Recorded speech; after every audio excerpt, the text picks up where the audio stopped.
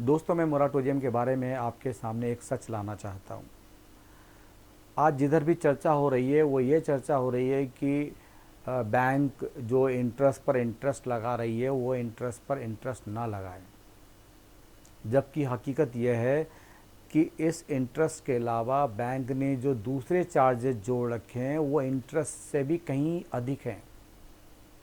अब मैं आपको बताता हूँ कि 25 मार्च से लेकर 31 मई और 1 जून से लेकर 31 अगस्त तक तो सरकार का रुख क्लियर था, आरबीआई का रुख क्लियर था और सुप्रीम कोर्ट का रोल भी क्लियर था।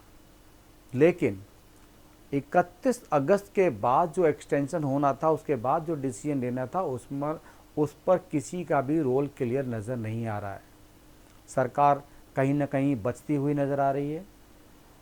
सुप्रीम कोर्ट बात को कहीं ना कहीं टाल मटोल कर रहा है और आरबीआई ने तो अपने आप को बिल्कुल ही हटा लिया है, जैसे कि उन्होंने सारा कुछ बैंक पर डाल दिया गया है। उन्होंने सारा कुछ बैंक पर डाल दिया है कि भाई रीस्ट्रक्चर करना है तो बैंक को करना है। आगे एक्सटेंशन की बात तो कर रहे हैं कि वो मोराटोरियम पीरियड को 2 साल तक उसका एक्सटेंशन कर सकते हैं, लेकिन वो भी बैंक डिसीजन लेगा। बैंक ये बोलता है कि वो उन लोगों के लिए हैं जो कि अच्छे बारोवर हैं। अब आप बताइए वो अच्छे बारोवर कौन से हैं और उनका क्राइटेरिया क्या है, वो आखिर बैंक डिसीजन लेगा। रीस्ट्रक्चर में हम ईएमआई को घटा सकते हैं और पूरे लोन का टेन्योर बढ़ा सकते हैं, लेकिन उसका डिसीजन भी बैंक ही लेगा। जब इसमें सारा डिसीजन बैंक को ही लेना है तो आरबीआई का क्या रोल है? अब तो ये लग रहा है कि बैंक आरबीआई को कंट्रोल कर रही है, आरबीआई बैंक को कंट्रोल नहीं कर रहा है। और अगर आरबीआई बैंक को कंट्रोल नहीं कर रहा है और आरबीआई का कोई रोल नहीं है तो फिर आरबीआई क्यों है? क्यों उनमें काम करने वाले लोग हाई सैलरी ले रहे हैं? क्या ज़रूरत है उनकी?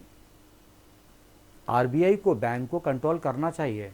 उन्हें डिसीजन देना है कि भाई बैंक को क्या करना और नहीं करना है। अदरवाइज़ तो बैंक कुछ भी डिसीजन ले लेंगे। और बैंक भी, हर बैंक अभी भी आप देखोगे कि जो रेट ऑफ इंटरेस्ट है और इवन जो बैंक के जो चार्जेस हैं, जैसे कि अगर आपका चेक बाउंस हो जाता है तो सभी बैंकों का चेक बाउंस से चार्जेस अलग अलग है। क्यों है? आरबीआई ने ऐसा क्यों कर रखा है? और आरबीआई अपना रोल अदा क्यों नहीं कर रही है? आरबीआई अपना डिसीजन खुद का क्यों नहीं ले रही है? अब मैं आपको ये बताना चाहता हूँ कि एक तो सभी लोग अभी जो बात कर रहे हैं, सारे लोग टर्म लोन की बात कर रहे हैं, जबकि क्रेडिट कार्ड की बात तो कोई कर ही नहीं रहा है। अगर आप क्रेडिट कार्ड में लगे हुए चार्जेस को देखें, जो कि अभी जून जुलाई अगस्त में जो बिल आए हैं उनको देखें, तो उन्होंने क्या कर रखा है, उन्होंने बहुत सारे चार्जेस लगा रखे हैं। आप इंटरेस्ट अगर जोड़ेंगे तो इंटरेस्ट से 4 गुना कहीं ज़्यादा दूसरे चार्जेस हैं। कई तो फाइनेंशियल चार्जेस हैं, जैसे financial charges on cash, financial charges on loan, financial charges on BT, financial charges on retail. अब आप ये सोचिए कि फाइनेंशियल चार्जेस उन्होंने रिटेल पे लगा रखा है, उन्होंने फाइनेंशियल चार्जेस कैश पे लगा रखा है, तो loan, financial charges on loan क्या है? और देखिए उन्होंने ओवर लिमिट चार्जेस लगा रखा है। जिन लोगों का बिल्कुल लोन अपना सही चल रहा था और वो जो इस 6 महीने में पे नहीं कर पाए, तो उनका जो अपने आप ही पेमेंट बढ़ गया, तो उनका लिमिट से ऊपर हो गया, उन्होंने ओवर लिमिट चार्जेस लगा दिया। तो आखिर ये चार्जेस क्यों लगा रहे हैं? मेरा मानना तो ये है कि अगर ये बैंक इंटरेस्ट भी ले ले तो कोई बात नहीं है, लेकिन ये जितने भी चार्जेस उन्होंने लगा रखे हैं, जितने भी एक्स्ट्रा चार्जेस लगा रखे हैं, वो चार्जेस हटा दिए जाएँ और जो कंपाउंड इंटरेस्ट से हटा दिया जाए। अगर इंटरेस्ट लगाना भी है तो उन्हें वो इंटरेस्ट लगाना चाहिए जो इंटरेस्ट वो डिपॉजिटर्स को दे रहे हैं। आखिर मतलब कि जिन लोगों ने बैंक में पैसे जमा कर रखे हैं उन पे जो चार्ज, उन पे जो बैंक इंटरेस्ट लोगों को दे रहा है, उतना ही इंटरेस्ट पब्लिक से ले लें। उसमें थोड़ा सा ऐड भी कर सकता है, लेकिन इन्हें कंपाउंड इंटरेस्ट हटाना होगा और इन्हें जो एक्स्ट्रा चार्जेस हैं वो तो बिल्कुल ही हटाना होगा। और क्रेडिट कार्ड की व्यवस्था तो इतनी बुरी हो रखी है कि जो पुरानी महाजन व्यवस्था है उसको भी फेल कर रखा है। आप देखिए 2 लाख रुपए जिसका अमाउंट, जिस व्यक्ति का अमाउंट मार्च में 2 लाख रुपए था, वो 2,60,000 पहुंच गया। यानी कि 6 महीने में 2 लाख रुपए का ब्याज, यानी 2 लाख रुपए का जो भी बैंक के चार्जेस टोटल 60,000 रुपये हैं। तो क्या ये महाजन व्यवस्था से ही बुरी व्यवस्था नहीं है?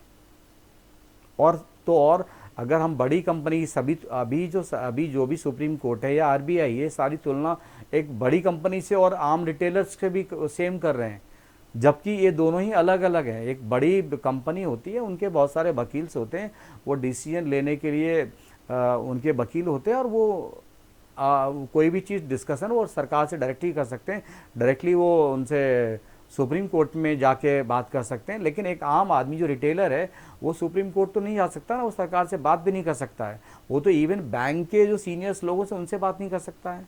इसीलिए इस मामले में सुप्रीम कोर्ट का रोल बिल्कुल क्लियर होना चाहिए, आरबीआई का रोल बिल्कुल क्लियर होना चाहिए कि एक्सटेंशन वो कितने टाइम के लिए दे रहे हैं।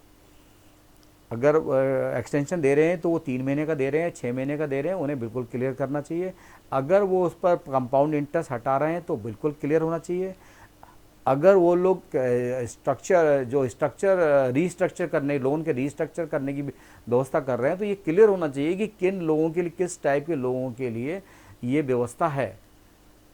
ये सबके लिए, मेरे हिसाब से तो सबके लिए समान होना चाहिए। उसका पीरियड भले ही कम हो, लेकिन सबके लिए समान हो, और ये जो कंपाउंड इंटरेस्ट ना लगे, तथा ये एक्सटेंशन है कम से कम 3 महीने का अवश्य ही मिल जाना चाहिए, जिससे कि लोगों को राहत मिल जाए।